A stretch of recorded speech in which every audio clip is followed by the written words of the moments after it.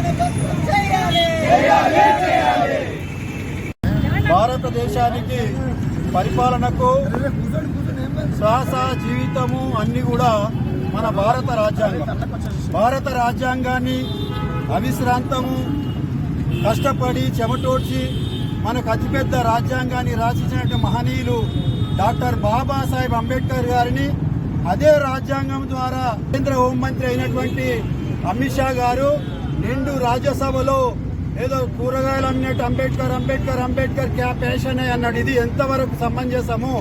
ఒక కేంద్ర మంత్రి అయి ఉండి రాజ్యాంగ రచయిత అయినప్పుడు రాజ్యాంగ మీదనే చర్చ జరిగినప్పుడు మళ్ళీ ఇంకో మాట అన్నాడు. ఈ మాటలు అంబేద్కర్ అంబేద్కర్ అంబేద్కర్ అనే బదులు మరి దేవుణ్ణి స్మరిస్తే 7 జన్మల మరి పుణ్యం దొరుకుతుందంట. మాకు అంబేద్కరే దేవుడు, మాకు నిట్ట నిలువున బడుగు బలహీన వర్గాలకు విద్యను, ఉద్యోగాలను, సంస్కృతిని, ఆ ఆత్మగౌరవాన్ని ఇచ్చిన ఈ బడుగు బలహీన వర్గాలందరూ కూడా మొదట దేవుడు అయినట్టు అంబేద్కరే మా దేవుడు అనేది ఉండడానికి వీల్లేదు. ఎట్టి పరిస్థితుల్లో కేంద్ర మంత్రి హోంశాఖ మంత్రి అయినట్టు అమిత్ షాను కేంద్ర ప్రభుత్వం ముఖ్యంగా ప్రధాని మోడీ గారు వెంటనే బర్తరఫ్ చేయాలి. లేకుంటే దేశవ్యాప్తంగా అంబేద్కర్ అభిమానులు కేవలము ఎస్సీలో, ఎస్టీలో, బీసీలో లేరు. ఈ రాజ్యాంగాన్ని గౌరవించే వాళ్ళు, అట్టడుగున ఉన్నవాళ్ళు, సామాజిక న్యాయం కోరే వాళ్ళందరూ కూడా అంబేద్కర్ అభిమానులు అనేది గుర్తుంచుకోవాలి.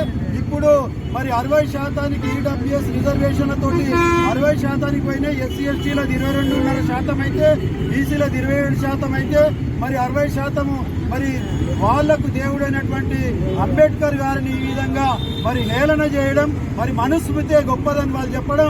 మనుస్మృతి ఏం చెప్తున్నది? ఎవరి పని వాళ్ళు చేయాలని చెప్తుంది. 4 వర్ణాలు ఉన్నాయి. శాఖలు ఆయన శాఖలు పని చేయాలి, మాదిగా ఆయన చెప్పలు కుట్టాలి, మా బ్యాగర్ ఆయన బంధువులు తవ్వాలి, గీత పని ఆయన గీత చేయాలి, మేము కేవలం మేమే ఆధిపత్యం వహించాలంట.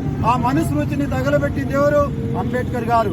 మరి మొదట రాజ్యాంగం వచ్చినప్పుడు రామ్లీలా మైదానంలో మరి ఆర్ఎస్ఎస్ బీజేపీ వాళ్ళు మరి ఈ రాజ్యాంగాన్ని తగలబెట్టారు.